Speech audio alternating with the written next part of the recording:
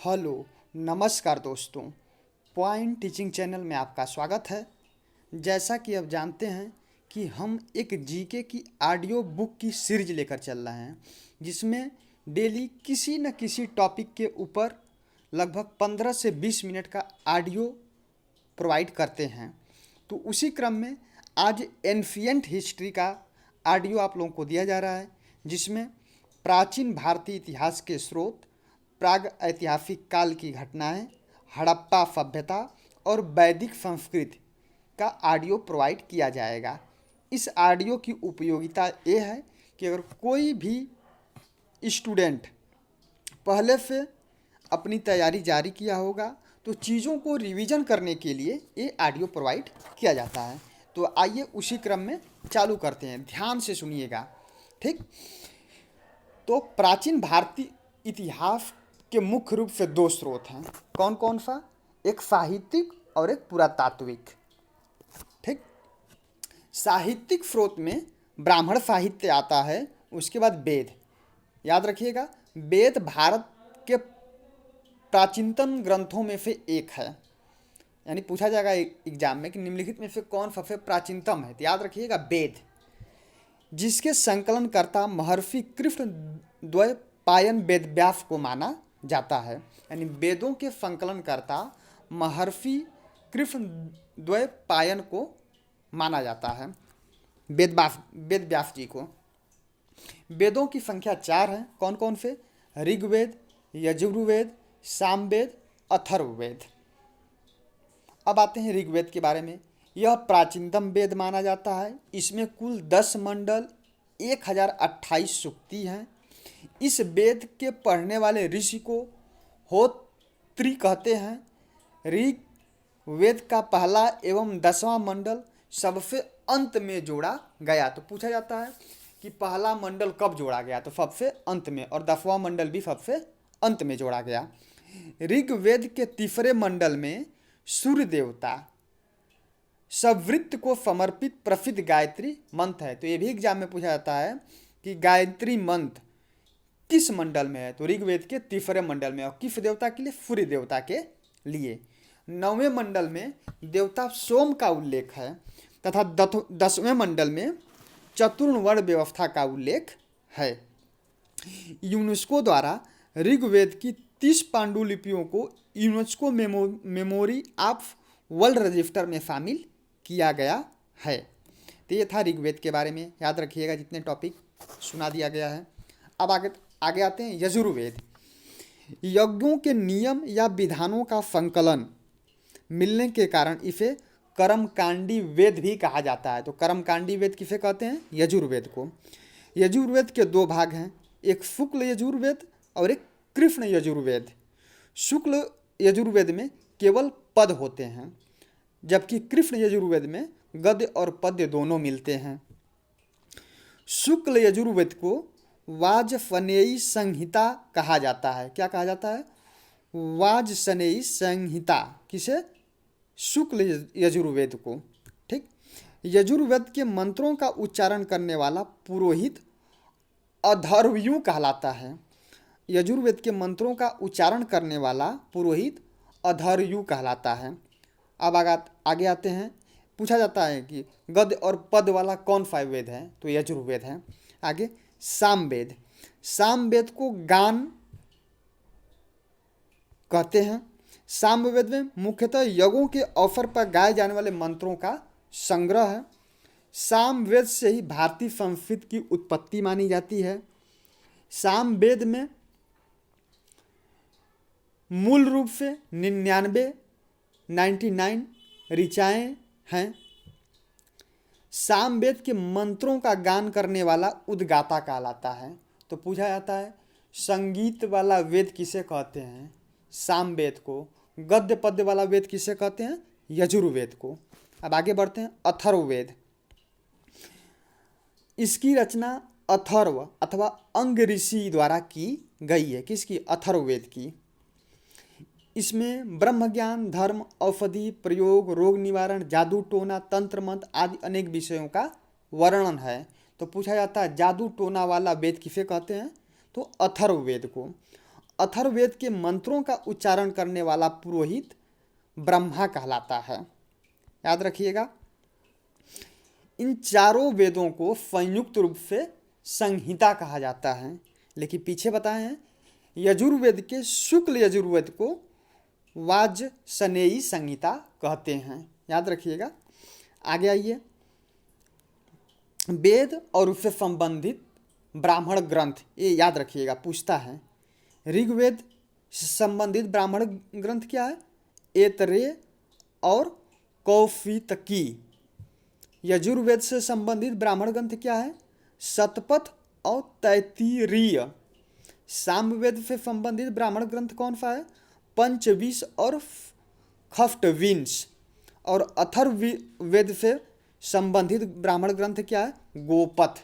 याद रखिएगा चारों चीज, एग्जाम में पूछता है निम्नलिखित में से कौन सा ब्राह्मण ग्रंथ किस वेद से संबंधित है। तो याद रखिएगा, फिर से एक बार बोल दे रहे हैं, ऋग्वेद से ऐतरेय और कौशितकी, यजुर्वेद से शतपथ और तैत्तिरीय, सामवेद से पंचविंश और खफ्टविंश, अथर्ववेद से गोपथ। ये था आपका वेद। अब आते हैं वेदांग। वेदों को भली भांति समझने के लिए 6 वेदांगों की रचना की गई है। तो पूछा जाता है कितने वेदांग हैं? तो 6 होते हैं। कौन कौन से? शिक्षा, ज्योतिषी, कल्प, व्याकरण, निरुक्त और छंद। अब आते हैं महाकाव्य। वैदिक साहित्य के बाद भारतीय साहित्य में महाकाव्यों का समय आता है, जिसमें 2 महाकाव्य मेन है। कौन? रामायण और महाभारत। रामायण की रचना महर्षि वाल्मीकि तथा महाभारत की रचना महर्षि वेदव्यास ने की थी।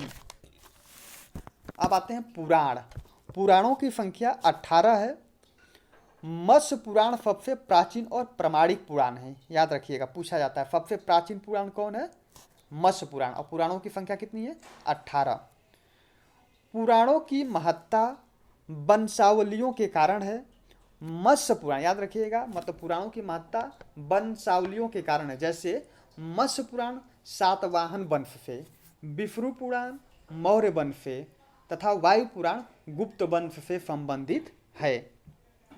अब आते हैं बौद्ध साहित्य। त्रिपिटक बुद्ध की शिक्षाओं का संकलन है।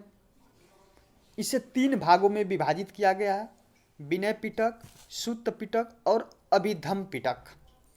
विनय पिटक संघ संबंधी नियम तथा आचार संबंधी शिक्षाओं का संग्रह है। सूत्र पिटक धार्मिक सिद्धांत तथा धर्मोपदेश का संग्रह है। अभिधम्म पिटक दार्शनिक सिद्धांतों का संग्रह है। एग्जाम में क्वेश्चन कैसे बनेगा? पूछा जाएगा कि निम्नलिखित में से कौन सा पिटक दार्शनिक सिद्धांतों का संग्रह को दर्शाता है, और ऑप्शन दे देगा आपको विनय पिटक, सूत्र पिटक और अभिधम्म पिटक। तो आंसर क्या होगा? अभिधम्म पिटक। याद रखिएगा, त्रिपिटक बुद्ध की शिक्षाओं का संकलन है। इसको 3 भागों में विभाजित किया गया है: विनय पिटक, सूत्र पिटक और अभिधम्म पिटक। ठीक, जिसमें विनय पिटक में संघ संबंधी नियम तथा आचार संबंधी शिक्षाओं का संग्रह है।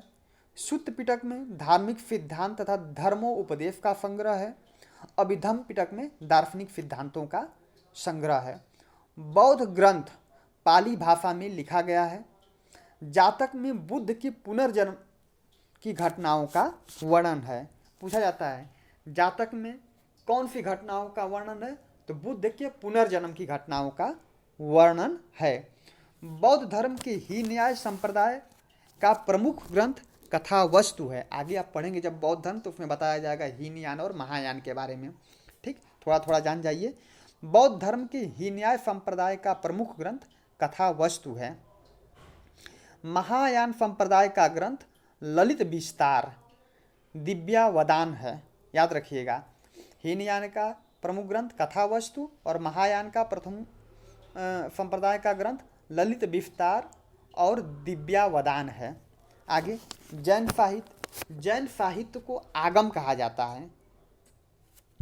जैन ग्रंथों में परिशिष्ट पर्वन, भद्रबाहु चरित, आचरंगसूत्र, भगवती सूत्र, कालिका पुराण आदि प्रमुख हैं।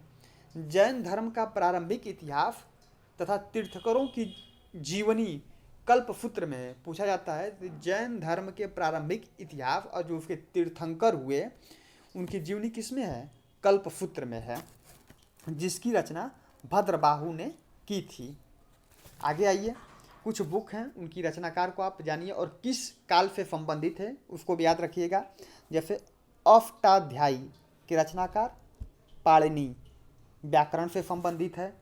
मुद्रा राक्षस के रचनाकार विशाख दत्त, मौर्य काल के बारे में जानकारी देता है।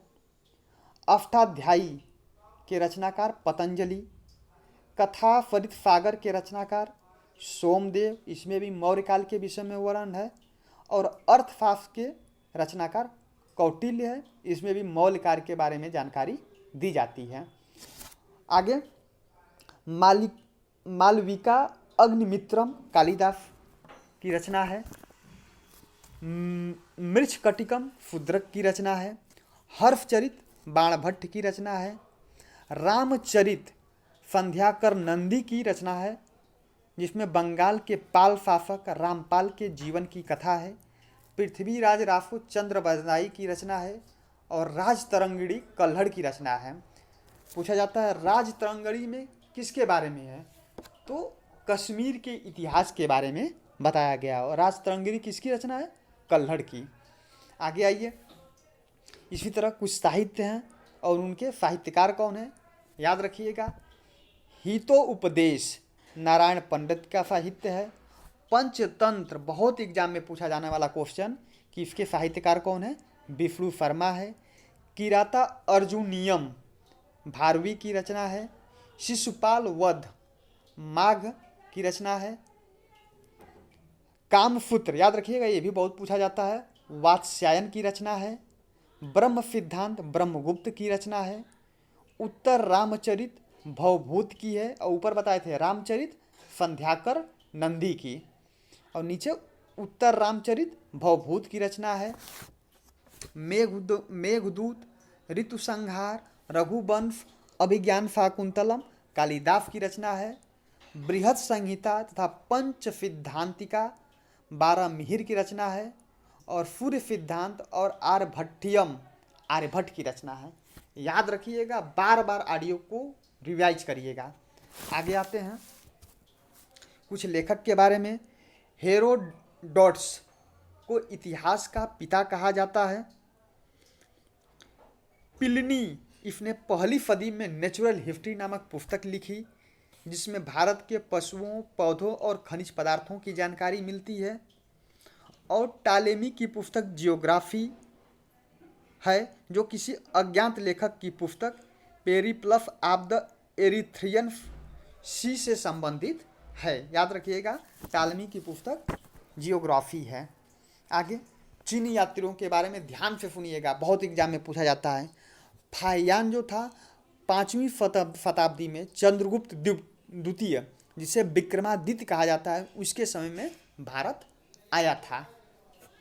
वेनसांग 7वीं शताब्दी में हर्षवर्धन के समय में भारत आया था। याद रखिएगा, वेनसांग हर्षवर्धन, वेनसांग हर्षवर्धन 7वीं शताब्दी में आया था। और फाहियान 5वीं शताब्दी में चंद्रगुप्त द्वितीय यानी उसी को विक्रमादित्य बोला जाता है, उसके समय में आया था। अगला है इत्सिंगी, यह 7वीं शताब्दी के अंत में भारत आया था। ठीक, तो ये चीनी यात्री थे कौन कौन? फाहियान, वेनसांग और इत्सिंग। दो ज़्यादा पूछता है, फाहियान और वेनसांग। तो फाहियान चंद्रगुप्त द्वितीय और वेनसांग हर्षवर्धन के समय आया था। अब कुछ अरबी यात्री हैं जो भारत आए थे, याद रखिएगा, इसमें भी कुछ इंपॉर्टेंट है, जैसे इब्न बतूता और अलबरूनी। याद रखिएगा, अलबरूनी 11वीं सदी में महमूद गजनवी के समय भारत आया था। इसने अरबी में 2 बुकें लिखी, कौन? तहकीक-ए-हिंद और किताबुल हिंद। और इब्न बतूता मोरक्को का रहने वाला था, ये भी अरब देश का मोरक्को का रहने वाला था। और इसके द्वारा लिखा गया जो बुक है अरबी भाषा में यात्रा वृत्तांत है। ठीक, सुल्तान मोहम्मद बिन तुगलक ने उसे दिल्ली में काजी के पद पर नियुक्त किया। किसे? इब्न बतूता को। तो फिर से बोल दे रहे हैं, अल बरूनी मोहम्मद गजनवी के समय भारत आया था और इब्न बतूता मोरक्को का रहने वाला था और यह भी मोहम्मद बिन तुगलक के समय ही भारत आया था। अल बरूनी मोहम्मद गजनवी और इब्न बतूता मोहम्मद बिन तुगलक के समय आया था। अब आते हैं कुछ पुरातात्विक स्रोत हैं जिसमें भारत में सबसे प्राचीन अभिलेख अशोक के हैं जो लगभग 300 ईसा पूर्व के हैं। याद रखिएगा, सबसे प्राचीन अभिलेख अशोक के हैं जो 300 ईसा पूर्व के हैं। उसमें कुछ अभिलेख हैं जैसे जूनागढ़ अभिलेख, उस समय शासक कौन था? रुद्रदामन था।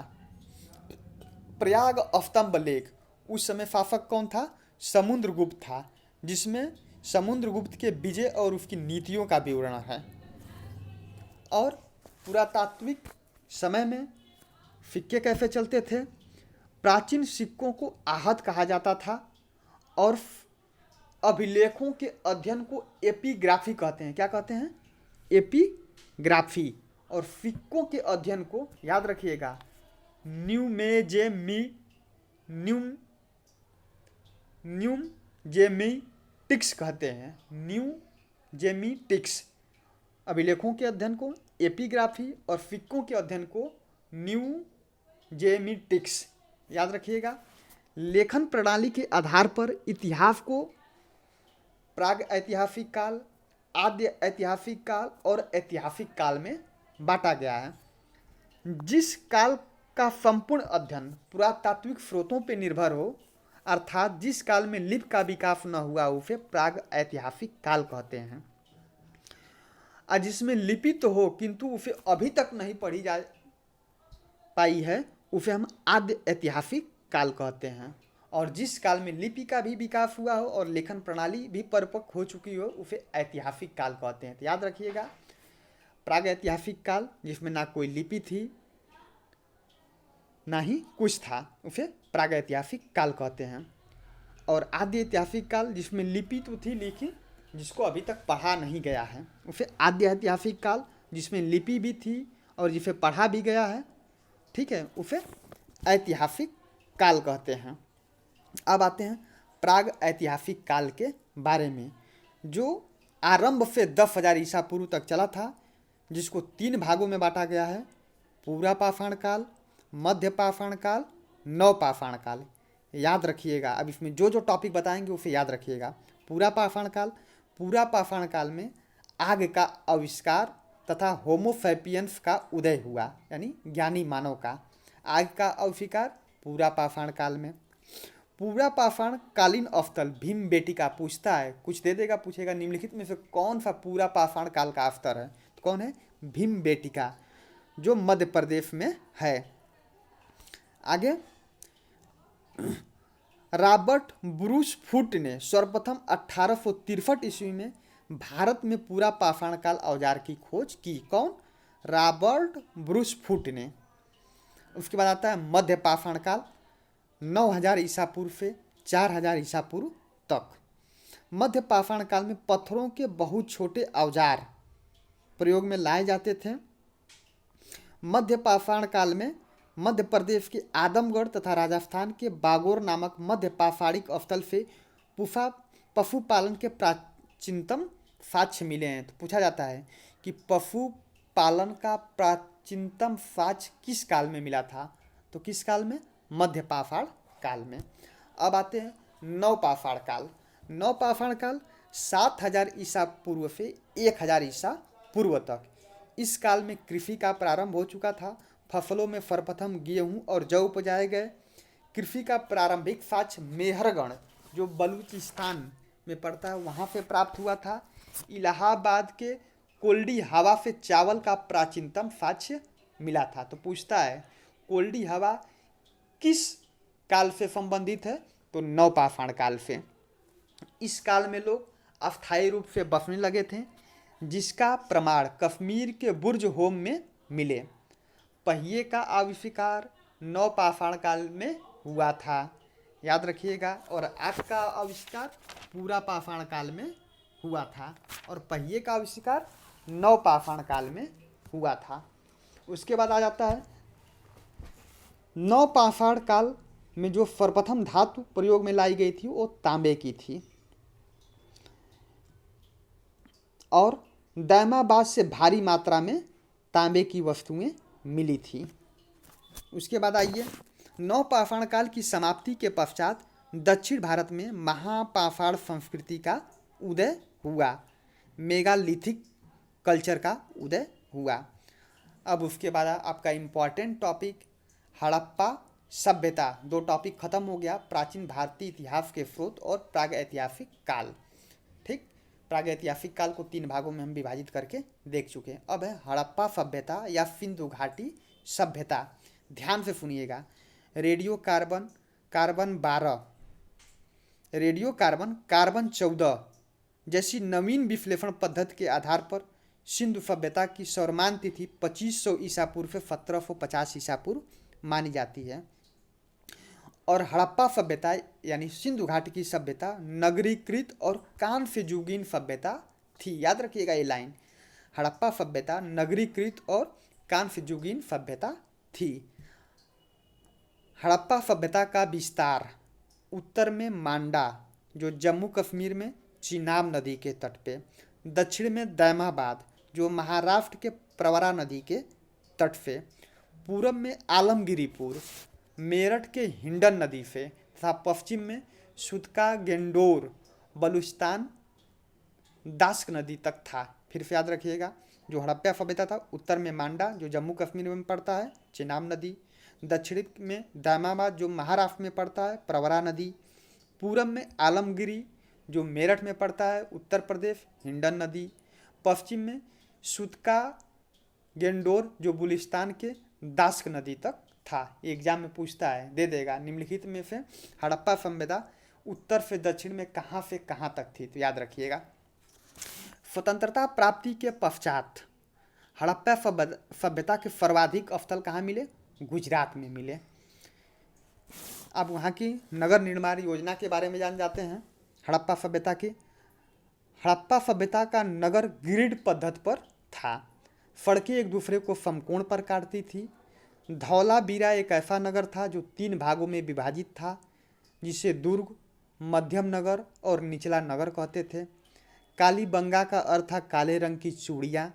कालीबंगा एकमात्र हड़प्पाकालीन स्थल था जिसका निचला शहर भी दीवार से घिरा था। तब पूछा जाता है कि हड़प्पा सभ्यता का मात्र एक ऐसा स्थल जिसका निचला शहर भी दीवारों से घिरा था, तो कौन सा था, कालीबंगा।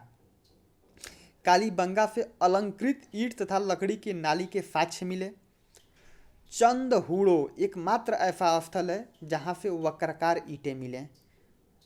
मोहनजोदड़ो से विशाल स्नानागार प्राप्त हुआ। स्नानागार का जलाशय 11.88 मीटर लंबा, 7.01 मीटर चौड़ा और 2.43 मीटर गहरा था। मोहनजोदड़ो की सबसे इमारत अन्न कोठार थी, यानी जहाँ पे अन्न रखते थे। सिंधु सभ्यता के नगरों में किसी मंदिर के अवशेष नहीं मिलते हैं। आगे आते हैं, हड़प्पा सभ्यता की आर्थिक क्रियाकलाप के बारे में जानते हैं। यहाँ गेहूँ, जौ, कपास इत्यादि की खेती होती थी। कालीबंगा से जुते हुए खेत के साक्ष्य मिले। पूछा जाता है जुते हुए खेत के साक्ष्य किस स्थल से मिले थे, तो कहाँ से, कालीबंगा से। सबसे पहले कपास पैदा करने का श्रेय सिंधु सभ्यता के लोग को जाता है। लोथल एवं रंगपुर से धान की भूसी का साक्ष्य मिला। अच्छा, जो जितना साक्ष्य बता रहा हूँ उसको याद रखिएगा, पूछता जाता है कि कहाँ से आपको जुते हुए खेत के प्रमाण मिले, कहाँ से वक्राकार ईंटों के प्रमाण मिले, याद रखिएगा। फुरकोटड़ा, याद रखिएगा, फुरकोटड़ा से घोड़े के अवशेष मिले। चंदहुड़ो और लोथल में मनका बनाने के कारखानों के अवशेष मिले। याद रखिएगा, मनका बनाने का कारखाना कहाँ था, चंदहुड़ो और लोथल में। सिंधु सभ्यता में लेन देन के लिए वस्तु विनिमय प्रणाली थी। ठीक, यानी वस्तु के बदले ही दूसरी वस्तु ली जाती थी। आगे बढ़ते हैं, सामाजिक और राजनीतिक जीवन। हड़प्पा सभ्यता जो मातृ सत्नात्मक थी, यानी महिलाओं को ज़्यादा वर्चस्व दिया जाता था। मृतकों के संदर्भ में पूर्ण समाधिकरण, आंशिक समाधिकरण तथा दाह संस्कार तीनों प्रचलित थे। याद रखिएगा, हड़प्पा सभ्यता में लोथल तथा कालीबंगा से युग्मित शव प्राप्त हुए, जिनसे सती प्रथा के प्रचलन का आभास मिलता है। यानी याद रखिएगा, हड़प्पा सभ्यता और सिंधु घाटी सभ्यता में सती प्रथा भी थी। और हड़प्पा से ही R37 कब्रिस्तान मिला। पूछा जाएगा कि R37 कब्रिस्तान किस सभ्यता में मिला था, तो हड़प्पा सभ्यता में। धार्मिक मान्यताएं क्या थी? हड़प्पा के लोग धरती को उर्वरता की देवी मानते थे। स्वास्तिक चिन्ह भी हड़प्पा सभ्यता की ही देन है, याद रखिएगा। लोथल और कालीबंगा से अग्नि वेदिकाओं की प्राप्ति हुई। हड़प्पा लिपि चित्रात्मक थी, याद रखिएगा, क्या थी? चित्रात्मक थी। यह लिपि दाईं से बाईं ओर लिखी जाती थी। जब अभिलेख एक से अधिक पंक्ति का होता था तो पहली पंक्ति दाईं से बाईं और दूसरी पंक्ति बाईं से दाईं ओर लिखी जाती थी। इसे बुस्ट्रोफेडन शैली कहा जाता है। याद रखिएगा, हड़प्पा लिपि चित्रात्मक थी, उसे बुस्ट्रोफेडन शैली कहा जाता है। मोहनजोदड़ो से एक कांस्य निर्मित नर्तकी की मूर्ति मिली। याद रखिएगा, पूछा जाएगा कि कहाँ से कांस्य निर्मित नर्तकी की मूर्ति मिली थी? मोहनजोदड़ो से। आगे कुछ स्थल हैं, हम उसको बताएंगे और उस स्थल की खोज किसने की, ध्यान से सुनिएगा।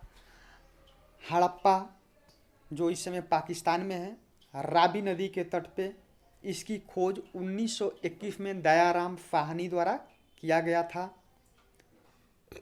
मोहनजोदड़ो जो पाकिस्तान में ही है, सिंधु नदी के तट पे, जिसकी खोज रखालदास बनर्जी ने की थी। चंदहूड़ो, अभी बताएं, मन के बनाने का कारखाना कहाँ से मिला था? चंदहूड़ों से। चंदहूड़ ये भी सिंधु नदी के तट पे है। कालीबंगा राजस्थान में घग्घर नदी के तट पे। रंगपुर गुजरात में भादर नदी के तट पे। रोपड़ पंजाब में सतलज नदी के तट पे। लोथल गुजरात के अहमदाबाद में भोगवा नदी के तट पे। आलमगिरी मेरठ में हिंडन नदी के तट पे। सुत कोडोर पाकिस्तान में दाफ्क नदी के तट पे। बनावली हरियाणा में सरफदी नदी के तट पे। और धौलावीरा गुजरात के कच्छ में। एक बार फिर ध्यान से सुनिए, हड़प्पा पाकिस्तान में रावी नदी के तट पे दयाराम साहनी ने इसकी खोज की। मोहनजोदड़ो पाकिस्तान में सिंधु नदी के तट पे रखालदास बनर्जी ने इसकी खोज की। चंदहूड़ो पाकिस्तान में सिंधु नदी के तट पे। कालीबंगा राजस्थान में घग्घर नदी के तट पे। रंगपुर गुजरात में भादर नदी के तट पे। रोपड़ पंजाब में सतलज नदी के तट पे। लोथल गुजरात के अहमदाबाद में भोगवा नदी के तट पे। आलमगिरी मेरठ में उत्तर प्रदेश हिंडन नदी के तट पे। सुतका डोर पाकिस्तान में दास्क नदी के तट पे। बनावली हरियाणा में सरफदी नदी के तट पे। धौलावीरा गुजरात में। याद रखिएगा अच्छे से। आगे देखते हैं, सिंधु सभ्यता के विनाश का संभवतः जो कारण था बाढ़ था। याद रखिएगा। अब आते हैं वैदिक संस्कृत, लास्ट टॉपिक है आपका वैदिक संस्कृत। सिंधु सभ्यता के बाद का जीवन हमें वेदों के माध्यम से पता चलता है, इसलिए इसे वैदिक संस्कृत कहते हैं। इसके संस्थापक आर्यों को माना जाता है और यह एक ग्रामीण संस्कृति थी, लेकिन वहीं पे हड़प्पा सभ्यता एक नगरीकृत संस्कृति थी। उसके बाद ऋग वैदिक काल 1500 ईसा पूर्व से 1000 ईसा पूर्व तक। ऋग्वेद में आर्य शब्द का उल्लेख 36 बार। याद रखिएगा, पूछा जाता है कि ऋग्वेद में आर्य शब्द का उल्लेख कितनी बार है? 36 बार। और ऋग्वेद में गंगा का 1 बार और यमुना का 3 बार उल्लेख हुआ है। ऋग वैदिक काल में कुछ नदियों के अलग नाम थे, जैसे झेलम को बितिफ्ता नदी कहते थे, चेनाब को अश्कनी कहते थे, रावी नदी को परूफड़ी कहते थे, व्यास नदी को बिपाशा कहते थे और गंडक को फदा नीरा कहते थे। याद रखिएगा, फिर से बोल दे रहे हैं। झेलम को बितिफ्ता, चेनाब को अफकनी, राबी को परूफणी, व्यास को बिपाशा और गंडक को फदा नीरा कहते थे वैदिक काल में। आगे आगे है आपका राजनीतिक व्यवस्था क्या थी। सभा और समिति दो ऋग वैदिक काल की जनतांत्रिक संस्थाएं मानी जाती थी जो राजा को सलाह देती थी। सभा श्रेष्ठ और संभ्रांत लोगों की संस्था थी, समिति सामान्य लोगों की थी। समिति का अध्यक्ष ईशान कहलाता था। याद रखिएगा, वैदिक काल में समिति का अध्यक्ष ईशान कहलाता था और समिति जो थी सामान्य लोगों का ग्रुप था और जो सभा थी वो श्रेष्ठ लोगों का था। ऋग्वैदिक काल में जनता स्वेच्छा से राजा को उसका अंश देती थी। इस अंश को बलि कहा जाता है। याद रखिएगा, पूछा जा सकता है कि ऋग्वैदिक काल में जो जनता राजा को उसका अंश देती थी उसे क्या कहते हैं, तो बलि कहा जाता था। ऋग्वेद में चारगाह या बड़े जत्थे के प्रधान को वाज्रपति कहा जाता था। उग्र नामक अधिकारी अपराधियों को पकड़ने के लिए कार्य करता था। कब? ऋग्वैदिक काल में, यानी वैदिक काल में। युद्ध में कबीले का नेतृत्व राजा करता था वैदिक काल में। युद्ध के लिए ऋग्वेद में गविष्टि शब्द का प्रयोग किया गया है जिसका अर्थ है गायों की खोज। ऋग्वेद के 7वें मंडल में दफराज युद्ध, याद रखिएगा, दफराज युद्ध का उल्लेख वैदिक काल में ऋग्वेद के 7वें मंडल में है जो परूफणी यानी राबी नदी के किनारे था। आगे है सामाजिक वर्गीकरण। ऋग्वेद के 10वें मंडल में 10वें मंडल के पुरुष सूक्त में चतुर्वर्ण का उल्लेख है जिसमें कहा गया है कि ब्राह्मण ब्रह्मा के मुख से, क्षत्रिय भुजाओं से, वैश्य जांघ से तथा शूद्र पैरों से उत्पन्न है। पीछे भी बता चुका हूँ। ऋग्वेद के 10वें मंडल में चतुर्वर्ण की व्यवस्था की गई है। समाज की सबसे छोटी इकाई परिवार या कुल थी जिसका मुखिया पिता होता था जिसे कुलूप कहा जाता था। नियोग प्रथा तथा विधवा विवाह का प्रचलन था किंतु बाल विवाह पर्दा प्रथा का प्रचलन नहीं था। आजीवन विवाहित रहने वाली महिलाओं को अमाजु कहा जाता था वैदिक काल में। ऋग्वेद में वनस्पतियों से फोम रस बनाने की विधि का वर्णन है जो आर्यों का प्रिय पेय पदार्थ था। याद रखिएगा, पूछा जाता है फोम रस बनाने की जो विधि है इसका वर्णन किस समय किया गया था, तो वैदिक काल में। आगे है गाय को सबसे उत्तम धन माना जाता था। वैदिक काल में इसे अघन्या कहा गया। याद रखिएगा, वैदिक काल में गायों को क्या कहा जाता था, अघन्या। बहुत एग्जाम में पूछता है।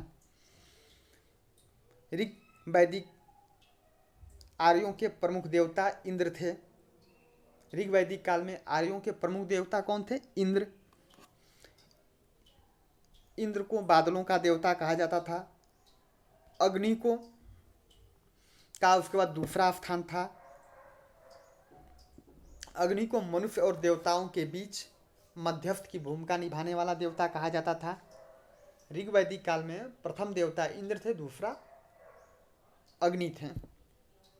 उसके बाद आता है उत्तर वैदिक काल जो 1000 ईसा पूर्व से 600 ईसा पूर्व तक चलता है। उत्तर वैदिक काल से संबंधित जानकारी हमें सामवेद, यजुर्वेद, अथर्ववेद, ब्राह्मण ग्रंथ, उपनिषद से प्राप्त होती है। इस काल में आर्यजनों का पंजाब से आगे गंगा यमुना से लेकर फदा नीरा किसे कहते थे, गंडक नदी को तक विस्तार था। आर्यजनों का पंजाब से आगे गंगा यमुना से लेकर फदा नीरा नदी तक विस्तार था। और उत्तर वैदिक काल में पितृसत्तात्मक व्यवस्था थी। महिलाओं में थोड़ी गिरावट आई। ब्राह्मण, क्षत्रिय तथा वैश्य द्विज जातियों के रूप में जाने जाते थे। पूछा जाएगा कि द्विज जातियों के रूप में किसे जाना जाता था, ब्राह्मण, क्षत्रिय और वैश्य को। आर्थिक जीवन कैसा था, उत्तर वैदिक काल का आर्थिक जीवन कृषि मुख्य पेशा था। लोहे को श्याम या अयस्क कहा जाता था। उत्तर वैदिक काल में हल को फिर और कृषि भूमि को फीता कहा जाता था। याद रखिएगा, उत्तर वैदिक काल में हल को फीर और कृषि भूमि को फीता कहा जाता था। उत्तर वैदिक लोग जौ के साथ साथ गेहूँ चावल को भी उगाते थे। इस समय भी वस्तु विनिमय प्रणाली थी। ऋग देवता इंद्र का महत्व घट गया था। वही वैदिक काल में ऋग देवता इंद्र का प्रथम स्थान था, इसमें थोड़ा सा घट गया था, बल्कि इसमें इंद्र का महत्व घट गया था और प्रजापति का महत्व बढ़ गया था। सत्यमेव जयते मुंडिको उपनिषद से लिया गया। इस उपनिषद में यज्ञ की तुलना टूटी हुई नाव से की गई है। यम नचिकेता संवाद कठोप उपनिषद से लिया गया है। याज्ञवल्क्य संवाद बृहद अरण्य उपनिषद से लिया गया है। तो बस आज के ऑडियो बुक में इतना ही। इस ऑडियो बुक को आप बार बार सुनिए, काम करते वक्त, खाना बनाते वक्त, फिजिकल वर्क करते वक्त या सोते वक्त कभी भी सुन सकते हैं, जिसमें इम्पॉर्टेंट टॉपिक को आपको बताया गया है। और हाँ, इसको सुनने से पहले आपको पूरी चीज़ें रहनी चाहिए, केवल रिवीजन के लिए डाला जाता है। तो बस आज की ऑडियो बुक में इतना ही। इसके बाद हम जो नेक्स्ट ऑडियो बुक लेकर आएंगे, जैन धर्म, बौद्ध धर्म, मगध साम्राज्य से लेकर आएंगे। तब तक के लिए इसको समझिए, सुनिए। अच्छा लगे तो मेरे चैनल को लाइक, शेयर और सब्सक्राइब करना ना भूलें। धन्यवाद।